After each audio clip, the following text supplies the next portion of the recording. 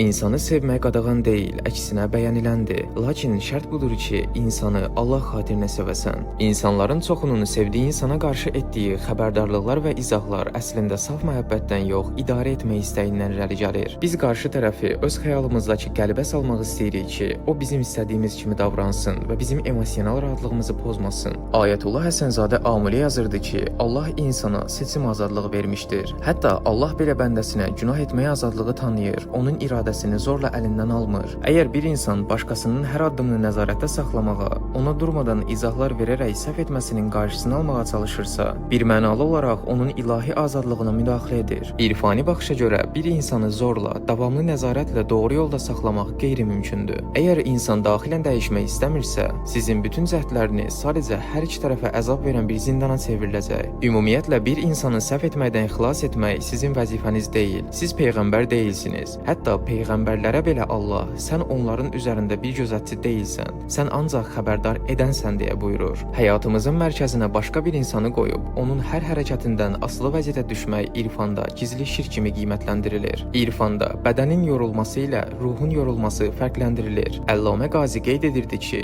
qəlblər Allahdan uzaqlaşdıqca insanlar bir-biri üçün hüzur yox, yük mənbəyinə çevrilirlər. Çünki bir-birinin daxili aləmini mənəviyyatla doldura bilmədikdə nəfslər toqquşur. Əllamə Təbətəbai Əl-Mizan təfsirində izah edirdi ki, insan kəlməsi ərəb dilində həm də ünüs kökündən gəlir. İnsan fitrətən tək yaşaya bilməz. Ruh öz ali mənşəyinə görə bir tamamlayıcı, bir hüzur tərəfdaş axtarır. İnsanın təkliyi sevməsi onun fitrətinə ziddir. Sadəcə qorxularının yaratdığı müvəqqəti bir sığınacaqdır. Ona görə də fitrət bir gün hökmən oyanır və sevmək, sevilmək istəyir. Biz böyük bir səhv edərək elə zənn edirik ki, bu sonsuz boşluğu fani bir insanla doldurmaq mümkündür və həyatımıza daxil olan insana mənim xilaskarım ol missiyasını yüklüyürük. Qarşı tərəf isə sadəcə bir bəndədir, acizdir və nəticədə bu sonsuz yükün altından qaçdıqda və ya xəta etdikdə cənnət gözlədiyi əlaqə zindana çevrilir. Biz anlamalıyıq ki, xoşbəxtlik qarşı tərəfdən alınan bir şey deyil, daxildən gələn bir haldır. Şəhid Mürtəza Mütəhərri yazırdı ki, əgər sən öz daxilində Allahla rabitəndə hüzur tapmamısansa, dünyanın ən mükəmməl insanı belə səni xoşbəxt edə bilməyəcək. Quranda buyurulur, onlar iman gətirənlər və qəlbləri Allahı zikr etməklə rahatlıq tapanlardır.